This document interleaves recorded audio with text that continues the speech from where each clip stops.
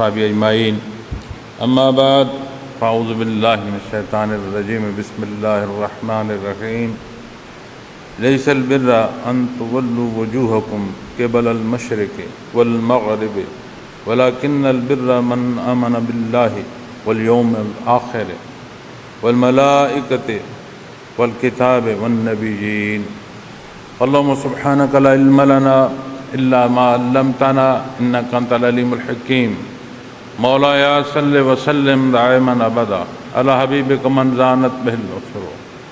معزز سامعین کرام، السلام علیکم ورحمۃ اللہ وبرکاتہ۔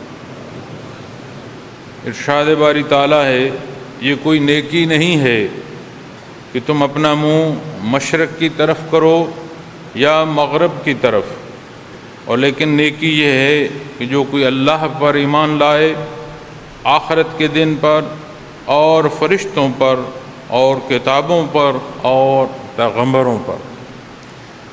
معزز سامعین کرام، الحمدللہ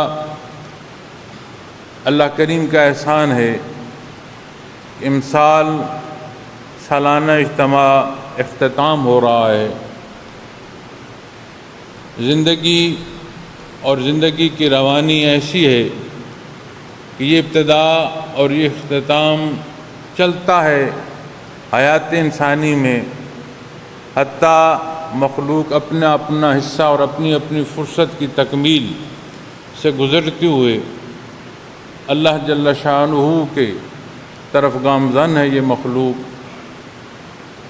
اسی طرح آج ہمارا جو دعا کا دن ہے، یہ سالانہ اجتماع کے اختتام کی بھی بات ہے، اور اس سارے اجتماع میں وہ کاوش جو آنے والوں نے اختیار کی، وہ محنت جو انتظامیہ نے اور ذمہ داران نے تربیت کے حوالے سے اور ہر پہلو سے ادا کی، اللہ کریم ہر ایک کی کاوش اور محنت قبول فرمائے۔ معزز سامعین کرام، جو آیا کریمہ میں نے تلاوت کی ہے، جس میں اللہ رب العالمین نے مشرق و مغرب کی طرف سجدہ کرنے کو ارشاد فرمایا کہ محض مشرق و مغرب مقصود نہیں ہے، جب تک کہ مقصود ذات باری تعالیٰ نہ ہو، اور جب مقصود ذات باری تعالیٰ ہو تو جو رخ وہ مقرر فرمائے اسی رخ میں سلامتی ہے۔ الحمدللہ اللہ کریم مشائخ اعظام کے درجات بلند فرمائے، جنہوں نے یہ بنیاد رکھی، اور شکر الحمدللہ کہ اللہ کریم نے ہم سب کو توفیق بخشی کہ ہم اس تربیت کے مراحل سے گزر رہے ہیں، اور اپنی تئیں ایک نحیف اور کمزور کوشش کر رہے ہیں۔ اللہ کریم کمی بیشی معاف فرمائیں، اور مزید صدق کے دل سے دین اسلام پر محنت کرنا، اختیار کرنا، سمجھنا، سیکھنا، سکھانا، ہر پہلو سے اللہ کریم توفیق عطا فرمائے۔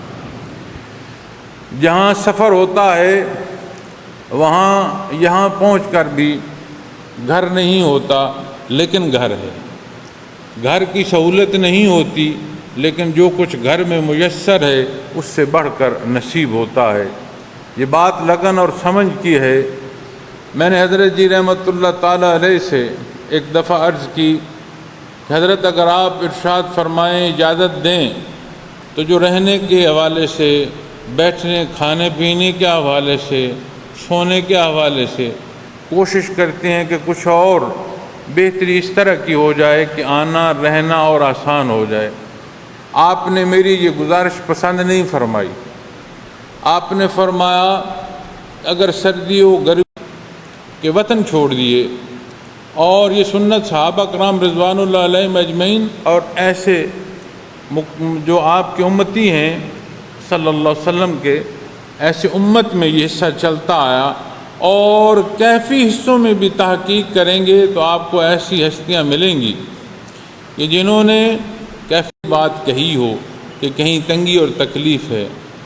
ذمہ داران اپنی محنت کرتے رہے، سیکھنے والے اپنی جد و جہد میں لگے رہے، اللہ کریم قبول فرمائے۔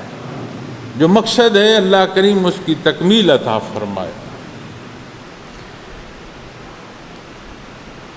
تو ارشاد فرمایا گیا لیس البر ان تولوا وجوہکم قبل المشرق والمغرب ولکن البر من آمن باللہ والیوم الآخر، کہ مشرق و مغرب رخ مقصود نہیں ہے، مقصود اللہ کی ذات ہے۔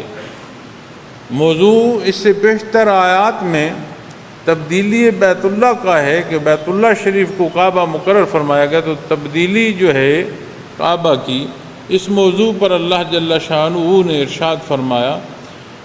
اور ایک خوبصورت پہلو اسی ضمن میں یہ آیہ کریمہ بیان فرماتی ہے کہ بھلے یہود کا رخ بیت المقدس کی مغرب سمت ہو، بھلے نصارہ کا رخ مشرق کی سمت ہو، یا بھلے اس موضوع کو جو پہلے احکامات ہیں کہ کسی رخ کا انتخاب کیا جائے، بھلے قرآن کریم نے جو ہر رخ اللہ کا ارشاد فرمایا اسے لیا جائے، تو جو بنیاد اور مقصد ہے وہ اللہ کریم کی رضا اور اس کا حکم ماننا۔ تو بات رخ کی نہیں ہے، بات اللہ کریم کے حکم ماننے کی ہے۔ تو جب بات اللہ کریم کے حکم کے ماننے کی آئے گی تو معزز خواتین و حضرات، وہ حصہ قابل قبول ہے، اسے شرف قبولیت نصیب ہوگی۔ تو فرمایا یہ کوئی نیکی نہیں ہے، لیس البر، بر وہ عمل جو ہر پہلو سے مثبت بھی ہو اور ہر پہلو سے فائدہ مند بھی ہو، کہ دار دنیا میں بھی نیک عمل کو دیکھیں، اس سے عمل کرنے والا یا جہاں عمل ہو رہا ہو وہاں سارا معاشرہ اس سے استفادہ حاصل کرتا ہے۔ جب بات انجام کی آتی ہے تو جو انجام خیر یہاں نصیب ہو رہا ہے، اس سے کہیں بڑھ کر انجام بالخیر روز محشر جا نصیب۔ یہ اللہ رب العالمین کے فیصلے ہیں، اللہ رب العالمین کا فرمان ہے۔ تو فرمایا اپنا منہ مشرق کی طرف کرو یا مغرب کی طرف کرو، لیکن نیکی یہ ہے من آمن باللہ، کہ جو کوئی اللہ پر ایمان لائے۔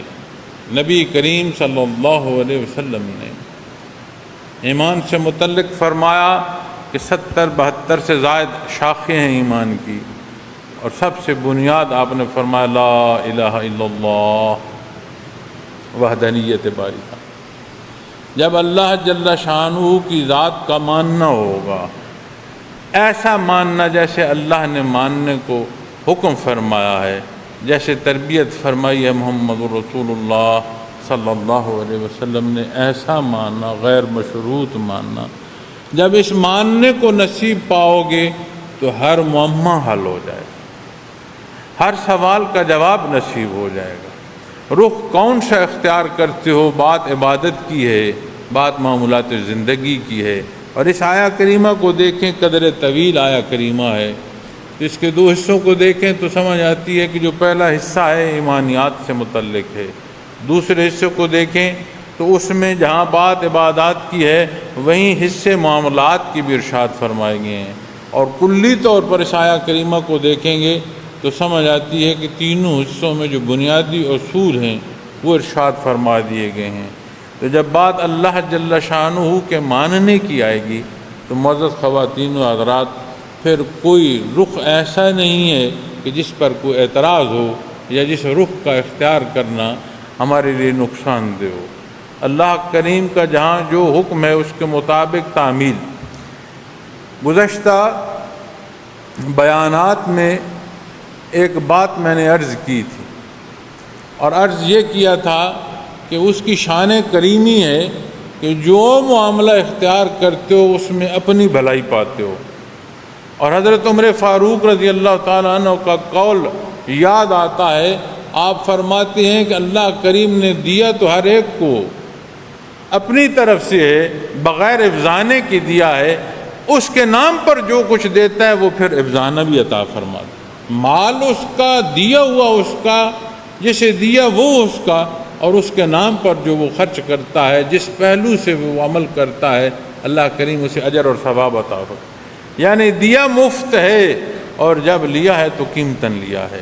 اور جو یہ لینا ہے اس کی تحقیق میں جاؤ تو اللہ کے نام پر جو عمل ہے، اللہ کے نام کی اور اللہ کے حکم کی جہاں تعمیل ہے، وہاں استفادہ پھر عمل کرنے والے کو نصیب ہو رہا ہے۔ وہ ایسا غفور الرحیم ہے کہ کام اپنے بھلائی کے اس نے عطا فرمائے ہیں، اپنی رضا ساتھ عطا فرما دی، خوشبختی ساتھ عطا فرما دی، اجر اور ثواب عطا فرماتا ہے۔ جہاں اللہ جل شانہ نے اپنے رضا کے دروازے کھولے، وہاں قرب کے دہانے بھی رب کائنات نے بہا دیے۔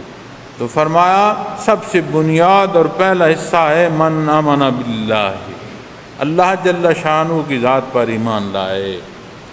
آج کیا ضرورت ہے اس ماننے میں وہ صدق جو ہمیں اپنے ذات کے لالچ سے باہر جا نکالے، اس ماننے میں وہ قوت جو غیر اللہ کی قوت کو بڑھا کر ہماری آنکھیں دیکھ رہی ہیں، یہ حقیقت سمجھ آ جائے کہ کسی کی کوئی حیثیت نہیں ہے سوائے ان حصوں کے جسے اللہ نے حیثیت عطا فرمائی۔ تو یہ ماننا حقیقی معنوں میں نصیب ہو معزز سامعین کرام، تو پھر یہ زندگی کا بحر بدل دے۔ بات اللہ کریم کے ماننے کی ہے۔ اس خانہ خدا میں یہ جو حاضری ہے، یہ جو روبرو نشست ہے، اس کا جائزہ لو۔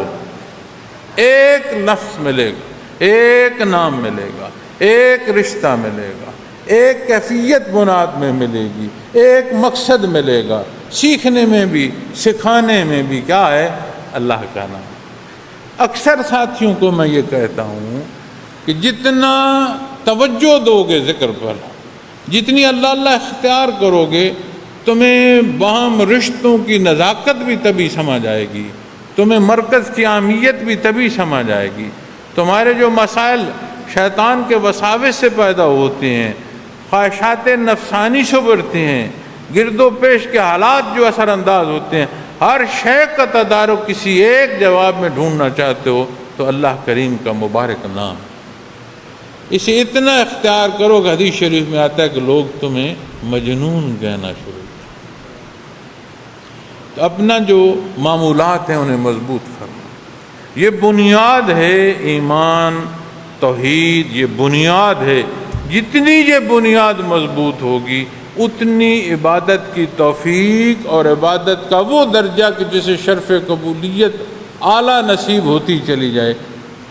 پھر جب عبادت کو شرف قبولیت نصیب ہو تو معزز خواتین و حضرات، پھر بات معاملات کی۔ از خود معاملات کے وہ پہلو نصیب ہوتے ہیں کہ جو عند اللہ مقبول ہیں، جو اللہ نے پسند فرمائے ہیں، جن کی تربیت نبی کریم صلی اللہ علیہ وسلم نے فرمائی۔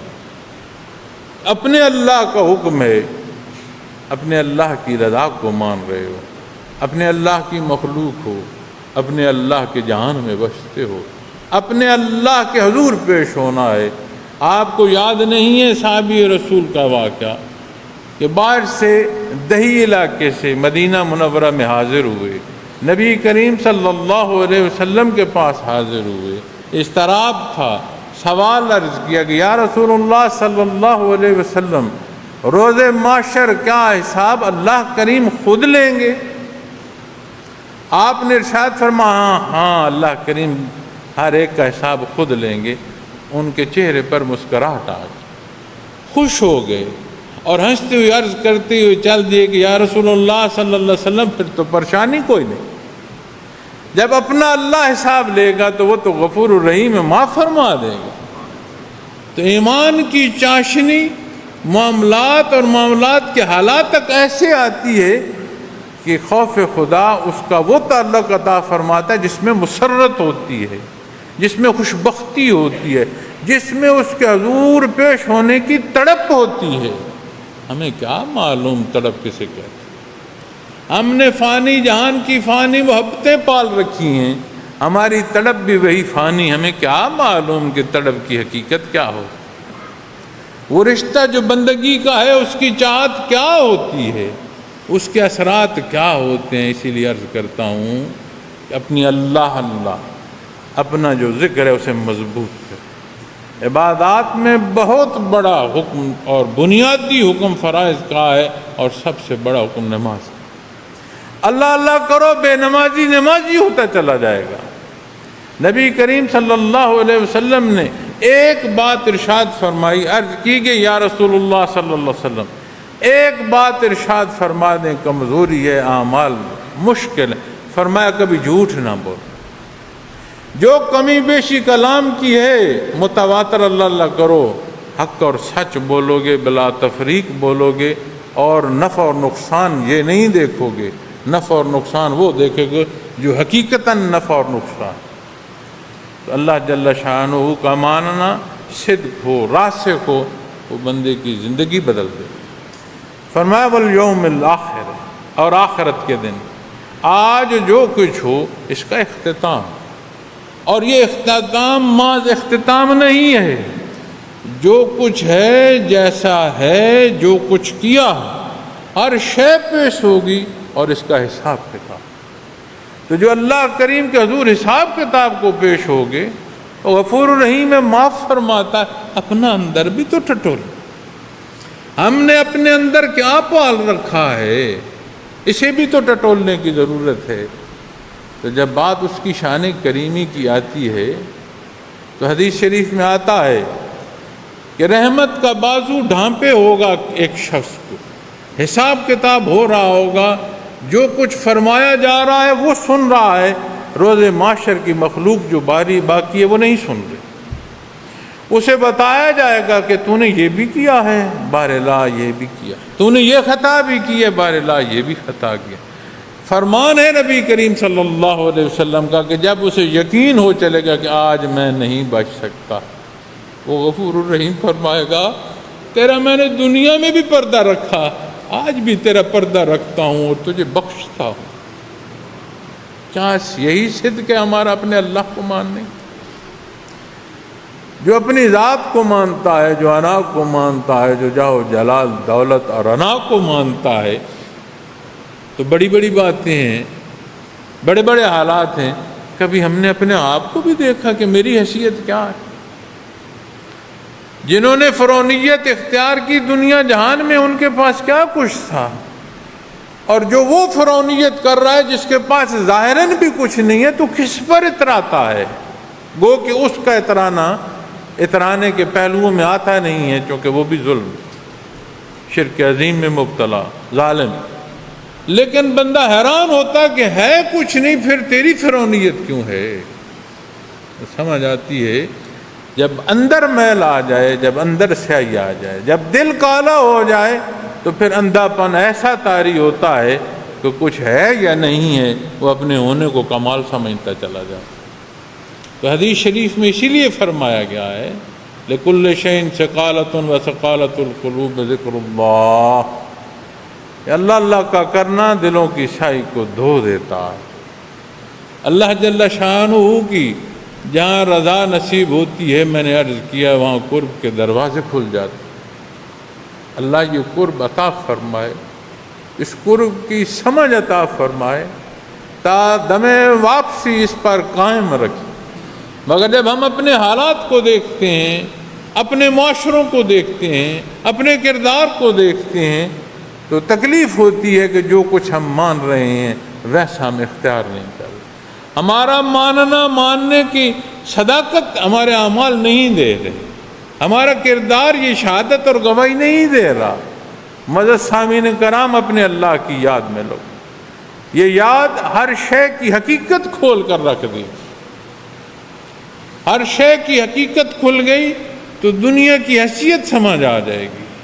اس فانی ساعتوں کو جو کمال ہم نے دائرے دنیا کی تعمیر میں سمجھ رکھا ہے، یہ سمجھ آ جائے گا کہ ان کی بھی حیثیت تب ہے جب آخرت کو دیکھ کر یہ ساعتیں بسر کی جائیں، وگرنہ یہ ساعتیں بھی باہر ہیں۔ یہ بھی تکلیف ہوگی، کبھی ایسا محسوس نہ جا کر ہو کہ کاش یہ وقت نہ میں نے اللہ کے حکم کے سے باہر گزارا ہو۔ تو جب بات آخرت کی آئے گی تو ایک ایک عمل کی آئے گی، ایک ایک عمل کی آئے گی، تو آج جو عمل اختیار کیا جا رہا ہے اسے دیکھنا ہوگا، اور اسے دیکھو گے تو سمجھ آئے گی کہ میں کہاں اور کتنا تجاوز کر رہا ہوں، اور میری زندگی میں تجاوزات ہیں کتنے۔ اللہ کریم معاف فرمائے۔ ضروریات دین کا جاننا ہر ایک کے ذمے ہے۔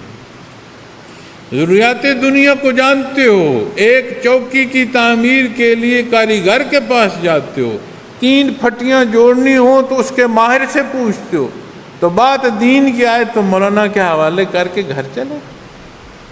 یہی روش ہے جس نے آج ہمارے گھر بکھیر دیے ہیں۔ اولاد نہ رہی۔ دکھ تو یہ ہے والدین نہ رہے۔ کسی نے مجھ سے سوال کیا کہ ہمارا مسئلہ ہے، اس سے متعلق آپ کی مدد چاہیے۔ پوچھا، فرمائیں۔ کہنے لگا بیٹے نے گستاخی کی ہے والد سے اور والد خفا ہے۔ میں نے کہا والد کیا کہہ رہا ہے؟ اس نے کہا والد کچھ نہیں کہہ رہا، خاموش ہو گیا ہے، تو ناراض ہے، اسے ہمیں منا دیں۔ میں نے کہا پہلے ویسے خطا کی، اب ویسے خطا کھا رہے ہو، تمہیں کیا معلوم کہ ایک باپ کے سینے میں کیا برپا ہوگا جو بیٹے نے اس کے سامنے گستاخی کی۔ تو اس سے معافیاں پوچھ رہا ہے، وہ تیری محبت میں تڑپ رہا ہوگا، لیکن کاش تجھے یہ سمجھ ہوتی تو یہ گستاخی تو نہ کرتا۔ لیکن دکھ یہ ہے کہ ہم وہاں پہنچ چکے ہیں کہ وہ شفقت، وہ محبت جو والدین کی اور بے لوث ہوتی ہے، ہمارے ہاں تو وہ نہ رہی، سودے آ گئے۔ کبھی دیکھا کیوں؟ یہ اعمال ہیں جو ہمیں اس راہ کا مسافر کر رہے ہیں۔ کیوں ضرورت پیش آتی ہے اجتماعات کی؟ کیوں مشائخ نے ساری زندگی محنت فرمائی؟ کیوں یہ تعمیرات ہیں؟ کیوں یہ تعلیم اور تربیت کے انتظامات ہیں؟ اس لیے کہ ایک دستک ہے، آج فرصت ہے، اور جہاں یہ تبلیغ کی بات آتی ہے وہاں پہلا حصہ مبلغ کی ذات آتی ہے، بعد میں بات آتی ہے کہ دوسروں کی تبلیغ کر رہا ہے۔ تو معزز سامعین کرام، آخرت کا دن بھاری ہے۔ رب العالمین اس دن کو آسان فرمائے، اس لیے کہ قرآن کریم بیان فرماتا ہے کہ ایسے لوگوں کا بھی حال بیان فرماتا ہے کہ جب قبر شک ہوگی، اللہ کے فرشتے بیٹھے ہوں گے، اسے حوصلہ دے رہے ہوں گے کہ آج تجھے گھبرانے کی ضرورت نہیں، پڑھو نا قرآن کریم، دیکھو نا اپنے اللہ کے فرمان، فرماتا ہے آج تجھے گھبرانے کی ضرورت نہیں ہے۔ تو کیا وہ رخ، وہ سفر اس مسافر نے آج اختیار کرنا ہے، یا جس دن ملک الموت آ کے پوچھے گا فیما کنتم، میاں تو کیا کرتا رہا ہے جان فانی؟ تو یہ جو تربیت ہے، یہ جو اللہ سیکھنا سکھانا، اس لیے ہے کہ یہ دستک آج ہو، اور اگر ہمارے قلوب پر دستک ہو تو کیا ہمارے معاشرے کے یہ حالات؟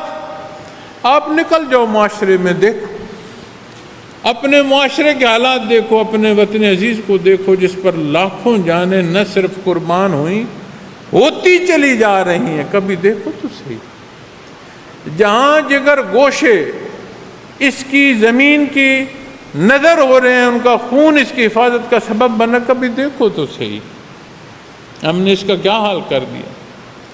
اس کا حال جو کر دیا ہے، ساتھ اپنی غلط فہمی میں جو حال ہمارا ہو گیا، میں نے عرض کیا کہ کبھی والدین اور اولاد کی رشتوں میں ماپ نہیں آتا۔ اولاد بھلے مشروط دیکھے، والدین اولاد کی طرف غیر مشروط دیکھتے تھے۔ کیا آج ہماری یہ حالت ہے؟ کیا آج یہ ہمارا معاملہ ہے؟ ہم تو وہاں پہنچ گئے، قال رسول، ہم اسے بتاتے ہیں جس سے ہماری دنیاوی منفعت پوری ہو رہی ہو، ہم ویسے بتاتے ہیں جیسے لوگوں کے چہرے خوش ہوں، ہم حقیقت نہیں بیان کر سکتے۔ کیوں؟ لوگ ناراض ہو جانے میرا کیا نقصان ہو جائے۔ سچ مارو نہیں، لیکن سچ بتاؤ، سچ مخلوق کو دکھاؤ نہیں، اب خود اختیار کرو، ہر کوئی دیکھتا چلا جائے گا۔ بہترین تبلیغ ہوتی ہے آپ کا کردار ہو، بات کرو، سچ کرو، لین دین کرو، حق کرو۔ کبھی ہم نے غور کیا جو ہماری گود میں ہمارا کل ہے، ہم اسے کیسا آج دے رہے ہیں؟ جو کچھ دنیا میں، جو کچھ حالات میں تلخیاں چھوڑ کر جا رہے ہو، کن کے لیے چھوڑ کر جا رہے ہو؟ انہیں پیارا کہتے ہو، انہیں کے لیے تڑپتے ہو، انہیں کے لیے جائز ناجائز سے گزرتے ہو۔ کبھی دیکھا ان کو کیا دے کر ہم جا رہے ہیں؟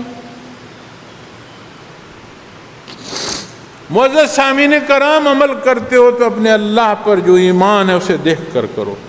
عمل کرتے ہو تو اس کے نتیجے کو یہاں نہ دیکھو، اس کے نتیجے کو آخرت میں دیکھو۔ رب کائنات نے فرمایا مشرق و مغرب کا منہ کرنا اسے قبول نہیں ہے جب تک بنیاد ایمان نہیں ہو۔ دنیا کے سوال مسلمان کرتے ہیں کہ جی فلاں مسلمان نہیں تھا اور اس نے یہ نیک عمل کیا، اسے آخرت میں دوزخ بھگتنی پڑے گی۔ تو بہت منصف ہے، جو کائنات کا مالک ہے، جو عدل سکھا رہا ہے، جو عدل کا قائم کرنا جس کی شان ہے، تو اس طرف اعتراض کر رہا۔ میاں جو دنیا کو چاہے گا وہ فرماتا ہے میں اس میں سے کچھ اسے دے دوں گا، لیکن اس کا آخرت میں حصہ نہیں ہوگا۔ ہمیں فکر اس کی ضرورت ہے جو میرے ذمہ ہے، جو حالات میرے پاس ہیں، جو اختیار عارضی مجھے اس نے دیا ہے، اور اپنے اختیار کو دیکھو۔ یہ جو اترانا ہے یہ ختم ہو جائے، لرزش طاری ہوگی، اور اللہ رب العالمین کی آنکھ کھولے، یہ بصیرت نصیب ہو کہ یہاں بستے روز محشر نظر آ رہا ہو۔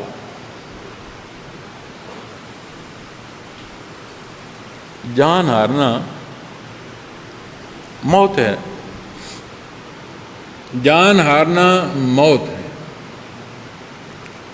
اور موت تلخ ہوتی ہے، کوئی نہیں چاہتا۔ دنیا کی محبتوں اور مخلوق کی محبتوں میں لوگ جان ہار دیتے۔ کیا یہ دیکھا ہے ایسا ہوتا؟ کیا خوش بختی ہے کہ رب کائنات کی محبت میں، اس کی بندگی میں بندہ جان تک ہار دے۔ تو بات تو تعلق کی ہے، اس تعلق کی ہے، اس نزاکت کی ہے۔ معزز سامعین کرام، فرمایا والملائکۃ، اور فرشتوں پر۔ کسی نے کہا فرشتے اس کی بیٹیاں ہیں، کسی نے کہا یہ لڑکیاں ہیں۔ ایسے ماننا جیسے اس نے ماننے کا حکم فرمایا اس کے بندے ہیں۔ قرآن کریم فرماتا ہے فرشتے اس کے بندے، ذمہ داریوں پر مقرر ہیں، عبادات پر مقرر ہیں، جو جہاں ہے جب تک ہے، جو حکم ہے بعین ہی ادا کرتا ہے، کوئی لغزش نہیں۔ معاملات دنیا میں جہاں جس کی جو ذمہ داریاں عین ادا کرتا ہے۔ کفار اعتراض کرتے تھے کہ جبرائیل امین کی وحی کے حوالے سے بات کرتے ہیں، انہوں نے ہم سے زیادتی کی، نبی تو ہماری قوم میں مبعوث ہونا تھا، انہوں نے وہاں وحی کیوں جا دی؟ تو فرشتے کا ماننا ویسے ماننا جیسے اللہ رب العالمین نے انہیں پیدا فرمایا ہے، جیسے ماننے کا حکم عطا فرمایا، اور نوری مخلوق ہے۔ اور جبرائیل امین کی صداقت پر قرآن کریم شہادت دیتا ہے، قوت پر قرآن کریم شہادت، کتنی بڑی فضیلت۔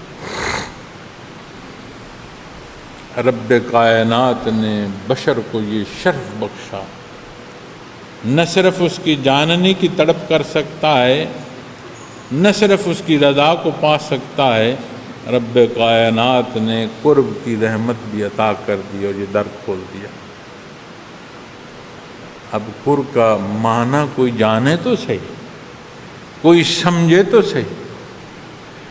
یہ چاشنی، یہ مٹھاس نصیب ہو تو سمجھ آئے کہ اللہ کا قرب کیا ہے۔ حضرت خبیب رضی اللہ تعالیٰ عنہ کو سولی چڑھایا جا رہا ہے، اور مشرکین کہتے ہیں کہ آج تو کہتا ہوگا کہ میری جگہ میرا پیغمبر ہوتا۔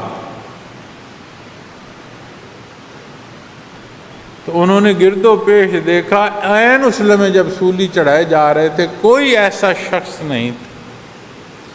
انہوں نے ہوا کو مخاطب کیا کہ ہوا میرا سلام میرے حبیب تک پہنچا دے۔ آپ وضو فرما رہے تھے مدینہ منورہ میں، آپ نے وعلیکم السلام ارشاد فرمایا۔ پانی دینے والے غلام نے عرض کی یا رسول اللہ صلی اللہ علیہ وسلم میں نے نہیں دیکھا کہ کسی نے سلام عرض کیا ہو، وہ کیا ماجرا ہے؟ آپ نے فرمایا خبیب کا سلام آیا ہے۔ یہ وہ محبت ہے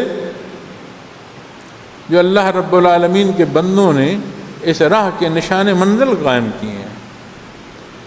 اللہ سے یہ محبت ہے، امتی کی ایک محبت ہے اپنے نبی کریم صلی اللہ علیہ وسلم سے تو بات فرشتوں کے ماننے کی آئے تو فرشتوں کا ماننا وہ جو رب کائنات نے فرمایا، جس کے حدود و قیود نبی کریم صلی اللہ علیہ وسلم نے مقرر فرمائی۔ والکتاب، تمام اللہ کا کلام، اور جب تمام کلام کی بات آتی ہے تو کون سا حکم رہ جاتا ہے؟ ہر حکم کی بنیاد قرآن کریم، کتب صاحب کا ماننا، ان تمام کتب کا احاطہ قرآن کریم فرماتا ہے، تمام احکامات جو صاحب کا کتب کے حوالے سے قرآن کریم حفاظت فرماتا ہے، تمام حصے ایمانیات کے قرآن کریم حفاظت فرماتا ہے، سب ماننا ہے۔ تو جب ماننے پر آؤ گے تو جہاں تمہیں رب کائنات نے کلام ذاتی سے نوازا اسے مانو، تو کون سا حکم رہ جائے گا؟ کون سا پہلو تشنا رہ جائے گا؟ ہر حصے میں رہنمائی نصیب ہوگی۔ والنبیین، حضرت آدم علیہ السلام سے لے کر نبی کریم صلی اللہ علیہ وسلم کی ذات اقدس تک کا مان۔ جب آپ کے حضور پہنچو گے تو پھر کون سا سوال باقی رہتا ہے؟ اے امتی، تیرا کون سا سوال ایسا ہے جس کا جواب تجھے نہ ملے؟ لفظ امتی تک پہنچتے سوال حل ہو جاتے ہیں، جواب نصیب ہو جاتا ہے، بات عمل کی رہ جاتی ہے۔ وہ کون سی محبت ہے، وہ کون سا ماننا ہے جو عمل تک نہیں لاتا؟ وہ کون سا رشتہ ہے جو ہمیں عمل صالح کی مٹھاس نہ پہنچائے اور عمل بد کی کڑواہٹ سے ہمارا منہ کڑوا نہ ہو جائے، تڑپ نہ پیدا ہو جائے معافی کے لیے؟ اور اگر غلطیاں ہو رہی ہیں اور تلخی محسوس نہیں ہو رہی، تڑپ نہیں ہو رہی، غلطیوں میں بہہ رہے ہو، تو ڈھونڈو کیا زندہ تو ہو؟ رمق حیات کی ایمان کی ہو تو پھر کڑواہٹ آتی ہے۔ اور معزز سامعین کرام، ہر سال عمل، ہر عبادت جہاں اس کی شرف قبولیت ہے، اجر اور ثواب ہے، مزید ورع اور تقوی کا سبب ہے، استقامت نصیب ہوتی ہے دین پر۔ بندہ معمولات زندگی سے گزرتا ہے، اللہ کی رضا کے لیے گزرتا ہے، اس کا مقصود اللہ کی رضا ہے، اس کا راستہ اتباع محمد الرسول اللہ صلی اللہ علیہ وسلم۔ آئیں پلٹ کر دیکھیں ہمارا ماننا کیسا ہے۔ ہم جو اللہ کریم نے بنیاد ایمانیات عطا فرمائی ہیں، ان ایمانیات پر ہمارا ماننا کیسا ہے؟ ہم آخرت کو کیسے دیکھتے ہیں؟ ہم اللہ کے مقرب ہستیاں اور پھر بحیثیت امتی آپ صلی اللہ علیہ وسلم کی ذات کے ساتھ کیا رشتہ ہے؟ اس رشتے کی نزاکت کیا ہے؟ ماہ مبارک ربیع الاول آنے کو ہے، طول و عرض میں اظہار محبت ہوگا۔ وہ اظہار محبت ہے کہ عین اظہار محبت میں فرض نماز چھوڑ دی جائے؟ وہ اظہار محبت کہلائے گا جس میں گستاخی کا عنصر داخل ہو جائے؟ میاں یہ وہ در ہے جہاں محبت بھی اصول و ضوابط کی پابند ہے، اور یہاں کی محبت نصیب ہو جائے تو سمجھ آئے کہ محبت کیسے کسی ہیں۔ تو میں تھوڑا اجمالی عرض کرتا ہوں، کیونکہ تفصیلاً تو پھر ہمارا وقت پورا ہو جائے گا۔ وَآتَى الْمَالَ عَلَىٰ حُبِّهِ ذَوِي الْقُرْبَىٰ، یہ وہ صفات ہیں کہ اس آیہ کریمہ کے آخر میں رب العالمین نے ارشاد فرمایا اولئک الذین صدقوا، یہ سچے لوگ ہیں۔ میں نے تربیتی بیانات میں عباد الرحمن پر آپ سے گزارشات پیش کی، اور یہ لفظ اور یہ خوبصورت عطا عباد الرحمن، اللہ کے بندے، قرآن کریم فرماتا ہے، قرآن کریم صفات بیان فرماتا ہے۔ اس ماننے کو جو بنیادی حصے میں نے ایمانیات کے عرض کیا، اس کا ماننا پھر بندے کو کہاں تک پہنچاتا ہے کہ وہ مستغنی ہو جاتا ہے۔ وَآتَى الْمَالَ عَلَىٰ حُبِّهِ، وہ اپنا مال خرچ کرتا ہے، اس حب کو اللہ کی نسبت کرو، اللہ کی محبت میں، مال کی نسبت کرو تو جس مال سے محبت کرتا ہے وہ اللہ کے لیے خرچ کرتا ہے۔ تو محبت کا رخ جدھر بھی کرو مقدم اللہ کی ذات آتی ہے۔ تو جسے ایمان جس کے مضبوط ہو جائے، جسے راسخ ایمان نصیب ہو جائے، جسے شرف قبولیت نصیب ہو، تو پھر اس میں رہتا دنیا میں ہے لیکن دنیا کا ہو کر نہیں رہتا۔ دنیا میں بہت بڑی بات ہے مال کا ہونا، لوگ جانیں لے رہے ہیں مال کی محبت میں۔ وہ فرماتا ہے اور اس کی محبت میں اپنا مال قرابت داروں کو، ذوی القربا، حق ہے قریب کہ وہ مال خرچ کرتا ہے۔ جس مال سے محبت ہے، جس ذات سے محبت ہے اور جس دل میں حق رکھتا ہے، وہ اللہ کی راہ میں مال خرچ کرتا ہے۔ اسے دنیا کے مال سے کوئی سروکار نہیں کہ میں اس کے لیے زندگی بسر کروں۔ لیکن معزز سامعین کرام، یہ یاد رکھیں، قرآن کریم کا جو فرمان ہے، اس کا جو حکم ہے، اس کی حدود جو وہ ہیں جو نبی کریم نے مقرر فرمائی ہیں، مال کے اخراجات کا بھی فرمان موجود ہے، کہاں کب کیسے کتنا خرچ کرنا ہے اس کے مطابق۔ لیکن جو اصول بیان فرمایا جا رہا ہے، مال کی محبت اس کی راہ کا رکاوٹ نہیں ہے، وہ عزیزداری میں خرچ کرتا ہے۔ اور نبی کریم صلی اللہ علیہ وسلم نے فرمایا ہے کہ عزیزداری کو قائم کرے، جہاں کمزور ہیں وہاں کا قائم کرنا آپ نے پسند فرمایا ہے۔ اور اللہ کی راہ میں صدقہ کرتا ہے، یہی صدقہ اگر اپنی عزیزداری میں دیتا ہے اسے 2 سے اجر اور ثواب بھی ملتی ہے، اور اللہ کریم اسے وہ صدقے کا ثواب بھی دیتے ہیں۔ قرابت داری جو اس نے پوری کی، رب کائنات اسے اس کا اجر اور ثواب بھی عطا فرماتے ہیں۔ والیتامی، اور یتیموں کو آپ صلی اللہ علیہ وسلم نے فرمایا جو یتیم کی کفالت کرتا ہے روز محشر کا جنت میں اس کا مقام ان 2 انگلیوں کا اشارہ فرمایا، اس طرح میرے ساتھ ہو۔ یہ میرے نبی کریم صلی اللہ علیہ وسلم کا فرمان ہے۔ جنت کا ساتھ ایسے فرمایا کس کے لیے؟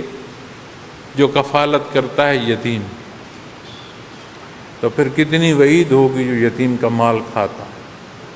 آپ اس سے عمل کو دیکھو کہ بات فائدہ اور نقصان وہ اللہ کی رضا کو دیکھتا ہے اور اللہ کی مخلوق کی مدد کرتا ہے، اور یہی پہلو عزیزداری میں آئے تو دونوں حکم پورے ہوئے۔ والمساکین، اور فقیروں کو، وابن السبیل، فرمایا گیا ہے کہ مانگنے والا اگر سفید گھوڑے پر بھی بیٹھ کر آئے تو اس کا مانگنا یعنی اسے کچھ دیا جائے، وہ اپنے حصے کا خود جواب دے لے گا کہ اسے ضرورت نہیں تھی تو اس نے کیوں مانگا۔ لیکن سوالی کا سوال جو ہے اسے رد نہ کیا جائے۔ اس سے مراد یہ نہیں ہے کہ اپنے اہل و عیال کا وہ حق جو ان کا ہے وہ مخلوق میں بانٹ دو۔ قرآن کریم فرماتا ہے ہاتھ کھول دو گے تو تنگ دست ہو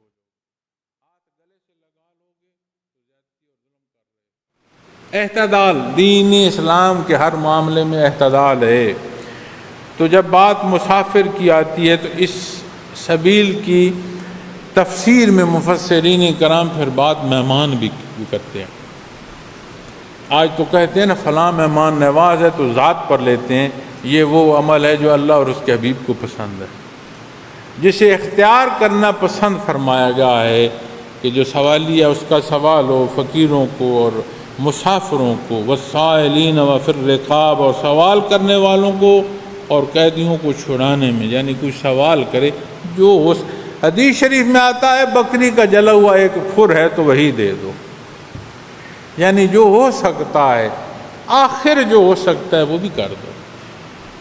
لیکن میں نے عرض کیا کہ اعتدال، اب سمجھ آتی ہے کہ وہ اپنے معاملات میں ہر پہلو سے زندگی کے جس پیچ و خم سے گزرتا ہے مقدم اللہ اور اس کے حبیب کا حکم رکھتا ہے، یہ صفت پیدا ہو جاتی ہے، اور یہ وہ صفت ہے جنہیں قرآن کریم سچے فرما رہا ہے کہ یہ سچے ہیں۔ وَأَقَامَ الصَّلَاةَ، اور نماز کو قائم کیا۔ غالباً کل میں دوستوں سے بات کر رہا تھا، تربیت کے حوالے سے بات کر رہا تھا، میں نے کہا بزرگوں کے واقعات دیکھیں تو دعوت یا کلام اس خطے میں ایسے واقعات ملتے ہیں کہ اللہ کا بندہ فوت ہوا، دار دنیا سے رخصت ہوا، اس کے جنازے کو دیکھ کر ہزاروں کے تعداد میں کافر مسلمان ہوئے۔ یہ تاریخ، جہاں سے اللہ کے بندے گزرتے ہیں وہاں مخلوق ایمان کی طرف اور نماز کی طرف راغب ہوتی چلی جاتی ہے۔ جہاں ایمان ہے کمزوریاں وہاں نمازی ہوتی چلے جاتی۔ میں نے کہا ہم بھی اللہ اللہ کر رہے ہیں، جس بازار سے گزرتے ہیں وہاں کیا ہوگا، اپنی نمازیں قضا کر بیٹھتے ہیں۔ یہ نحیفی کیوں ہے، یہ کمزوری کیوں ہے، وہاں پختگی کیوں تھی؟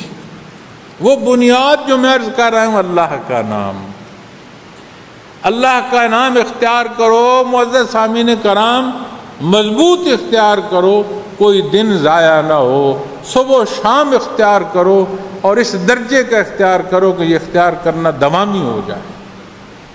ذات سنبھلے گی، اپنا گھر سنبھلے گا، اپنی اولاد سنبھلے گی، اپنا معاشرہ سنبھلے گا، امت میں اتفاق اور اتحاد پیدا ہوگا، اس قوم کے بخت کھلیں گے۔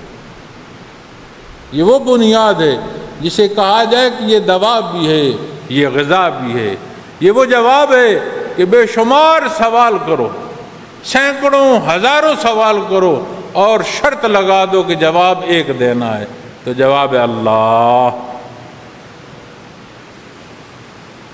میں نے اپنے بیانات میں پوری کوشش کی ہے کہ پورے اجتماع کا کبھی کسی بیان کو وقت گزارنے کے لیے عرض نہیں کیا، ہمیشہ کوشش کی ہے کہ جو ٹوٹے پھوٹے لفظ ہیں ان میں ایک صدق ہو، سچ ہو، درد ہو، واقعتاً مقصد ہو، مقصد لفاظی نہیں ہے، ذات نہیں ہے۔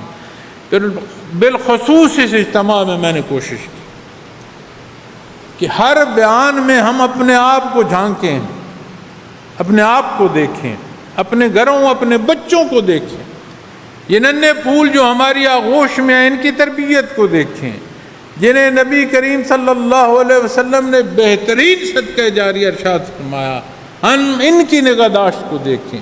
کیوں غیر ہمارے بچوں کو استعمال کرے؟ کیوں غیر ہمارے بچوں کو، امتی کے بچوں کو دین کے خلاف استعمال کرے؟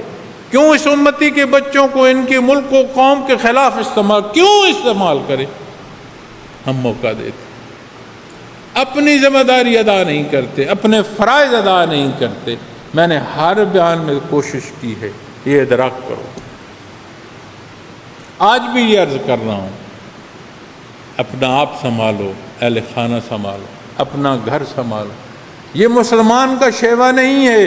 آج رشتہ ہوا بڑی محبتوں اور چاہتوں سے دو خاندان ملے، عین رخصتی کے بعد میاں بیوی بھی فتح و شکست میں، خاندان بھی فتح و شکست۔ بھول گئے ہو حقوق و فرائض کی تقسیم، بھول گئے وہ انداز جو نبی کریم صلی اللہ علیہ وسلم تعلیم فرماتے، جو قرآن کریم کا حکم ہے، ایک ایک چیز کو اختیار کرو، حدود و قیود سلامت ہو جائے گی۔ تو معزز سامعین کرام، بات نماز کی ہے۔ حدیث شریف میں آتا ہے، نمازی جب تک دھیان نماز میں رکھتا ہے اللہ کریم اس کی طرف متوجہ رہتے ہیں۔ اپنی نمازوں کو ٹٹولو، دیکھو ابھی جو فجر پڑی تھی کتنا دھیان تھا میرا اور آپ کا اپنی فجر کی ادائیگی۔ ہم تو جہان فانی کا سارا حساب لے کر اللہ اکبر کہتے ہیں، اور پھر کوئی پتہ نہیں کیا پڑھ رہے ہیں اور کہاں ہیں۔ کبھی دیکھنا کثیر سجدہ صاف کیوں کرتے ہو، کوئی نہیں پتہ، 2 رکعتیں پڑھی ہیں، 3 رکعتیں پڑھی، کوئی معلوم۔ تو نماز جو اس کا حکم ہے، نماز کا قیام، اس کی ساری نزاکتوں کے ساتھ نماز کو قائم کرو، تو پھر جس نماز میں نمازی کی طرف اللہ کریم متوجہ ہوں، اس کا یہ حال نہیں ہو سکتا کہ ہمیں مطاف میں یہ کہنا پڑے کہ اپنی قیمتی اشیاء کا خیال کرو۔ کہاں؟ مطاف میں۔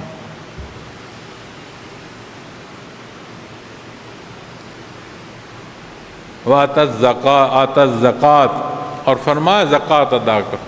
پہلے حصے میں بھی سارا اخراج ہے، پھر یہاں اس فریضے کی بات آئی جو مال کو پاک کرتا ہے۔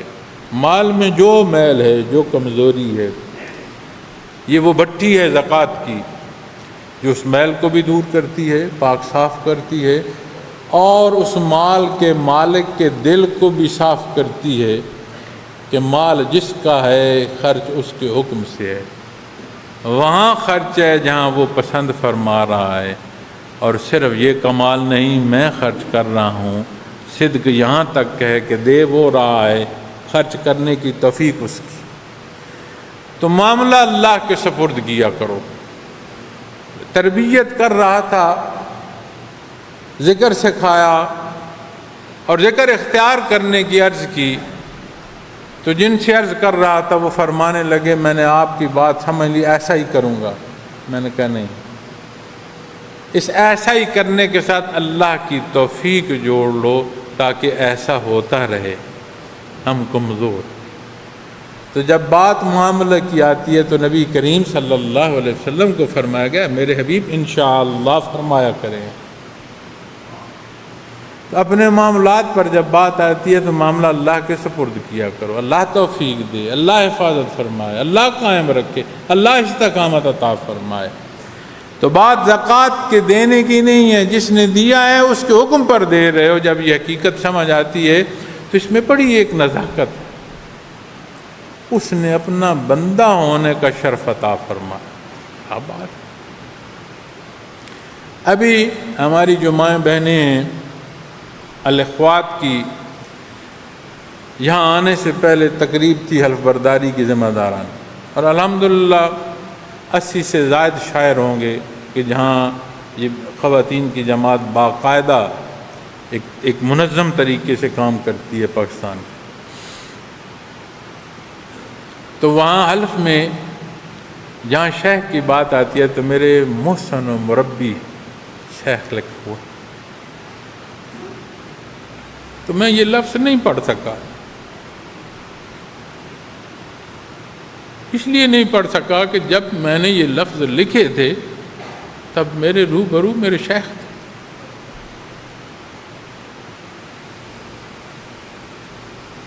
تو زندگی نے جانے کیا کیا کروٹیں بدلنی ہیں، رب کائنات نے موقع دیا ہے، اس کے سپرد کرو، اپنے حصے کی محنت کرو۔ فرمایا والموفون بعہدہم اذا عہدوا، اور یہ لوگ جب عہد کریں تو اپنے وعدے پورا کرتے۔ حدیث شریف میں آتا ہے منافق کی جب نشانیاں بیان فرمائی گئیں تو اس کی نشانیوں میں ایک نشانی یہ بھی ہے کہ وہ جب عہد کرتا ہے پاس نہیں رکھتا۔ اور کیا کہتے ہو، وہ وعدہ ہی کیا جو وفا ہو گیا۔ نبی کریم فرماتے ہیں منافق کی نشانیوں میں یہ نشانی ہے کہ جب عہد کرتا ہے پورا نہیں کرتا، وعدہ وفا نہیں کرتا۔ رب کائنات فرماتے ہیں سچوں کی نشانی ہے اپنا عہد کا پاس رکھتے ہیں۔ تو سب سے پہلا عہد ہے کیا؟ لا الہ الا اللہ۔ کیسے پورا کرو گے؟ محمد الرسول اللہ۔ تو معزز سامعین کرام، بات کو عام نہ لیا کرو، بات کرو، حق کرو اور پھر قائم رہو۔ بندہ مومن بولے اور اگلا مشکوک ہو،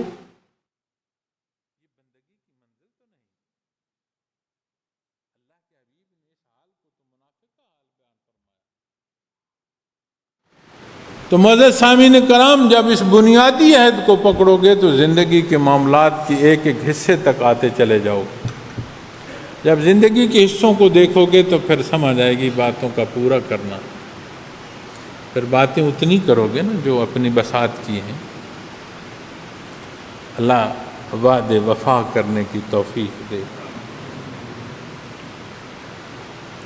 فرمایا والصابرین فی الباساء والضراء وحین الباس، فرمایا اور تنگی اور بیماری اور حالت جنگ میں صبر کریں۔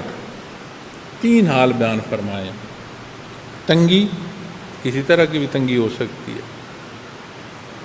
بیماری، کسی طرح کی بھی بیماری ہو سکتی ہے، حالت جنگ جو دوسرے مسلط کر دیتے ہیں شدت، اس کا بھی کوئی پہلو ہو سکتا ہے۔ وہ کیا کرتے ہیں؟ وہ صابر ہوتے ہیں، صبر سے رہتے ہیں۔ اب بات واپس لے بنیاد پر، من امن باللہ، کیا ہوگا؟ بندے مومن کو ایک کانٹا چبھے، گناہ بھی معاف، اجر اور ثواب اللہ کی رضا نصیب۔ تو بات جب آئے گی تنگی کی، فراغی کس نے عطا فرمانی ہے، تو بندہ صابر ہوگا۔ تو صابر ہونا عام بات نہیں ہے، یہ وہ وصف ہے کہ جسے یہ وصف نصیب ہو، ان اللہ مع الصابرین، اسے اللہ کا ساتھ نصیب ہوتا ہے۔ تو یہ جو زندگی کا زیر و بم ہے، یہ معزز سامعین کرام، یہ خوشبختی لاتا ہے، اور آپ صلی اللہ علیہ وسلم کا فرمان ہے کہ بندے مومن کی ہر دو حالت فائدہ مند۔ دکھ ہو تو وہ صبر کرتا ہے، اپنے اللہ سے مدد مانگتا ہے، کامیاب ہوتا ہے تو اس کا شکر ادا کرتا ہے، تو ہر دو پہلوؤں میں بندہ مومن کامیاب۔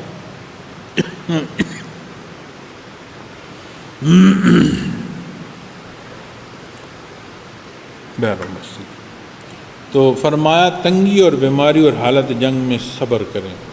صبر کیا ہے؟ حضرت جی رحمۃ اللہ تعالیٰ علیہ فرمایا کرتے تھے، صبر ہے کلی طور پر روک دینا۔ آپ فرماتے تھے مفہوم سمجھنا ہے تو سمجھو کہ سر پٹ دوڑتا گھوڑا، اس کی لگام پوری قوت سے ایسی کھینچی جائے کہ وہ رک جائے، قدم نہ بڑھا سکے۔ اپنے آپ کو شریعت مطہرہ پر سختی سے روک لینا کہ اس میں کمی بیشی واقع نہ ہو، یہ صبر کی حقیقت ہے۔ ہمارے نزدیک صبر وہ ہے کہ تکلیف پہنچی، کوئی دکھ پہنچا تو وہ چیخا چلایا نہیں یا رویا نہیں۔ انسانی فطرت ہے کہ اسے دکھ ہو تو اس کی آنکھیں بھر آتی ہیں۔ نبی کریم صلی اللہ علیہ وسلم کی آنکھوں مبارک سے آنسو مبارک چھلکے۔ صبر سے مراد ہے اللہ کی رضا پر راضی ہو، وہ چیخ و پکار جو معترض کی حالت تک پہنچا دے وہ نہ ہو۔ ہم جب تکلیف پر بات کرتے ہیں تو ہماری بات اعتراض کی صورت میں چلی جاتی ہے۔ کیا کہتے ہو؟ کوئی فوت ہو جائے کیا کہتے ہو؟ ابھی تو اس کا وقت نہیں تھا، تو نے پیدا کیا تھا، تو نے زندگی مقرر کی تھی، تو نے فیصلہ کرنا تھا کہ اس کا وقت کب ہے۔ جس کو جہاں جب تک اللہ نے پیدا فرمایا عین اس کا وہ مقام ہے۔ تو جو اپنا حصہ ہے سبب کا اسے پورا اختیار کریں، ہر صورت میں صابر ہوں۔ اب صابر ایک کیفیت اور حال ہے، کوئی شے نہیں کہ کوئی کندھے پر اٹھا کر پھر رہا ہو۔ ایمان وہ قوت اور وہ بنیاد ہے، عبادات وہ حصے ہیں جو تمہیں صابر کریں گے۔ صابر ہونا ہے اللہ کی رضا پر راضی ہونا۔ تو اللہ کی رضا پر راضی ہونا معزز سامعین کرام، پھر احکامات دین دیکھو، سمجھو۔ کیا کہتے ہو؟ دوست آ گئے اس لیے نماز چھوٹ گئی۔ کیا کہتے ہو؟ آج طبیعت ٹھیک نہیں ہے۔ کیا ہے؟ اب اس کا کوئی نام نہیں ہے، طبیعت نہیں ٹھیک، کیا بیماری ہے کوئی پتہ نہیں۔ آپ سر کا درد کہو، بخار کہو، پیٹ کا درد، کچھ تو سمجھ آئے، طبیعت خراب ہے۔ کیا چھوڑا؟ کاروبار چھوڑا، معاملات اپنے ذاتی پسند و ناپسند کے وہ دیکھ کے چھوڑے۔ جب چھوڑا نماز چھوڑی تو سمجھ آتی ہے کمزوری ہے، مان رہے ہو، اس ماننے کے ساتھ یقین درکار ہے۔ صابر ہوگے جب ان باتوں اور ان اصولوں کو اپناتے ہوئے آؤ گے تو یہ صداقت کی نشانیوں میں سے نشانی ہے کہ مومن صابر ہوگا۔ تو رب کائنات فرماتے ہیں اولئک الذین صدقوا، یہ وہ لوگ ہیں جو سچے ہیں۔ ایمان اس درجے پر پہنچاتا ہے کہ پھر یہ وصف نصیب ہوتے ہیں، اور یہ وصف سچوں کے ہیں، منافقوں کے نہیں ہیں۔ آئیں ان اوصاف کو تلاش کریں، دوسروں میں نہیں۔ تلاش کرنا ہے تو آئینے میں، دوسروں میں نہیں۔ اس تلاش کا حل آئینے میں ہے، دوسروں میں نہیں ہے۔ وَأُولَٰئِكَ هُمُ الْمُتَّقُونَ، اور یہی لوگ پرہیزگار ہیں۔ پرہیزگاری کیا ہے؟ کیفیت حال تو ہے معزز سامعین کرام، ایک رشتہ ہے جس کی بنیاد صاحب ایمان کو اللہ ایسے فرماتا ہے کہ والذین اللہ والذین آمنوا، اللہ ولی الذین آمنوا، اللہ صاحب ایمان کا دوست۔ اب اللہ ولی الذین آمنوا، اللہ ہر صاحب ایمان کا دوست، تو کہاں سے نصیب شروع ہوا؟ اور رب کائنات فرماتا ہے اور یہی لوگ پرہیزگار ہیں۔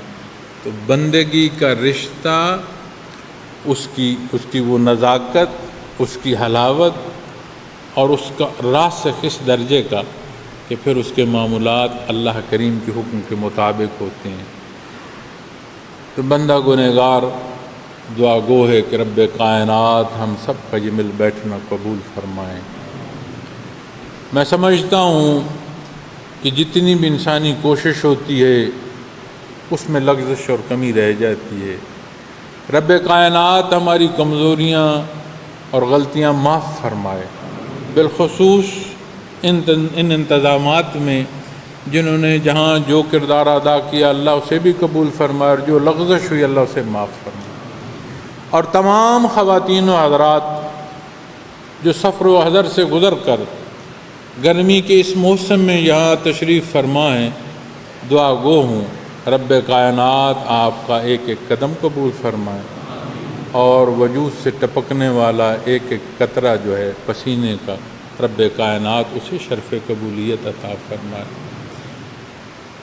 دعا مانگتے ہوئے اگر رونا نہ آئے تو پسندیدہ ہے کہ ایسا منہ رکھ لے بندہ جس میں عجز ہو۔ تو میں سمجھتا ہوں کہ ہمارے اعمال ہیں، جب بات ہمارے ساتھ جڑتی ہے تو اعمال یقیناً کمزور ہوگی۔ بات اس طرف جاتی ہے تو اس کی شان کریمی ہے، اللہ رب العالمین ہے، تو وہ اپنے کرم اور رحمت فرمائے ہم پر، یہ کمزور اور نحیف عبادات قبول فرما لے۔ آئے خیر سے ہیں، دعا ہے اپنی اپنی منزل تک خیر سے پہنچیں۔ ہم سارے مسافر ہیں، بھیجا اس نے خیر سے ہے، خیر عطا فرمائیے۔ دعا اللہ ہمیں اس خیر کو اپنانے کی توفیق عطا فرمائے۔ جب ہیں مسافر تو چل رہے ہیں، تو جو چل رہے ہیں تو منزل کو جانا ہے۔ اس کے حضور دعا ہے کہ رب کائنات یہ جو کل زندگی کا سفر ہے اس کی خیر فرمائے، اور دنیا سے جانا بحالت ایمان نصیب ہو۔ اور رب کائنات یہ جو اپنی ذات ہے، یہ جو اپنی ذات ہے جس میں جان ہے، اس ذات سے چھٹکارا وہ دے کہ ہم اس ذات میں ڈوب نہ جائیں۔ کیا کہتے ہیں کہ میرے اتنے سجدے ہیں، میں نے اتنے ختم قرآن کیے ہیں، میں اتنی تسبیحاں پڑھتا ہوں، اتنے نفل ادا کیے ہیں، اتنے لوگوں تک دین پہنچایا ہے، یا اللہ ہمیں اپنی اس ذات اور اس نفس سے محفوظ فرما۔ اپنا آپ تیرے حوالے ہے، بار اللہ لوگ بادبان کھولتے ہیں، اپنی کشتی ہوا کے سپرد کرتے ہیں، بار اللہ لوگ بھی مخلوق، ہوا بھی مخلوق، تیرے فیصلے ہم اپنا آپ تیرے حوالے کرتے ہیں، تو ہمیں محفوظ رکھ۔ اللہ رب العالمین توفیق بخشے۔ تو میں سب سے عرض کروں گا، بے شمار طرح سے فساد ہے، ہر خرابی فساد ہے، اور بے شمار صورتیں ہیں، کبھی کسی ایسی صورت کی نظر نہ ہونا جس سے اپنے ملک کی بنیاد اکھڑے، اس قوم میں تفریق پیدا ہو سکے، وہ بات بولو جس سے اس قوم میں اتفاق پیدا ہو۔ ہمارے ساتھ اقوام عالم سے لوگ منسلک ہیں سلسلے میں، وطن عزیز کی کثیر تعداد ہے، لیکن دنیا کے مختلف خطوں میں باسی جو ہیں وہ بھی منسلک ہیں، تو سلسلہ عالیہ سے صرف پاکستانی منسلک نہیں۔ لیکن جہاں جب میں بات کرتا ہوں اور بحثیت قوم بات کرتا ہوں تو میں بحیثیت قوم اور بحیثیت بات کرتے ہوئے میں بحیثیت مسلمان بھی بات کرتا ہوں. تو جہاں جو ہے خیر کا عمل کرے، لیکن بالخصوص جہاں کہ ہم باسی ہیں ان سے عرض کر رہا ہوں، 52 سے زائد ریاستوں میں تمام خرابیوں، تمام مسائل کے باوجود اگر کسی ملک میں کوئی سکت ہے تو وہ یہی ملک ہے جو وطن عزیز. ہر طرف کی گدیں اس لیے یہاں آ رہی ہیں نوچنے کو کہ یہاں کوئی گوشت ہے، یہاں کوئی موقع ہے تو ہر طرف کی گدوں کا رخ اس طرف ہے.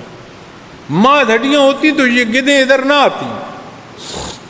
تو میں عرض کروں گا اپنے تمام سالکین سے، کبھی کوئی لفظ اور کوئی عمل ایسا نہ ہو جس سے اپنے ملک اور اپنی قوم کو نقصان پہنچے. اور میں بحیثیت پاکستانی نہیں کہہ رہا، میں بحیثیت مسلمان کہہ رہا ہوں. ذمہ داری ہے ایک مسلمان کی. اور بحیثیت قوم کہتا ہوں کہ 14 اگست جو وطن آزادی کا دن ہے، آج ہمیں کوئی نعرے دے کہ ہمارا پاکستان کہو، یا کوئی ہمیں نعرہ دے تمہارا پاکستان کہو، بات یہ نہیں ہے. بات یہ ہے کہ 14 اگست منانے کی نہیں، اختیار کرنے کی ضرورت ہے. پھر یہ کہنے کی ضرورت پیش نہیں آئے گی کہ میرا پاکستان ہے یا تیرا پاکستان ہے. ہم سب محافظ ہوں گے اپنے ملک، اپنی قوم. تو جب بحیثیت مسلمان دیکھو گے تو یہ خطہ اسلام کے نام پر حاصل کیا گیا. جہاں لاکھوں جانوں کی قربانیاں دی گئی تھیں، وہاں ہم قربانیاں دیتے چلے جا رہے ہیں. اور جہاں فیصلوں کی بات ہے، میاں ہمارے اختیار میں تو فیصلے نہیں ہیں. یہ ایک 24ویں کروڑویں اکائی وجود ہے. اللہ کے نام پر بننے والے اس خطے پر یہ نچھاور کرتے ہوئے فخر محسوس کریں گے. نعرہ تکبیر، نعرہ تکبیر، سجا محمد، سجا محمد، صلو علیہ. لیکن یہ ضرور عرض کروں گا کہ جہاں جس کا جتنا اختیار ہے، جو گزارشات میں نے پیش کی ہیں، والیوم الآخر اپنا سامان اٹھائے گا، اللہ کے حضور پیش. آج اگر کسی کی قوت آمد الناس سے باہر ہے تو رب العالمین کی جو وسعت ہے، جو ذات ہے، جو اس کی قدرت ہے، اس سے باہر کوئی شے نہیں. رب العالمین توفیق عمل عطا فرمائے انشاءاللہ. وآخر دعوانا الحمد للہ رب العالمین.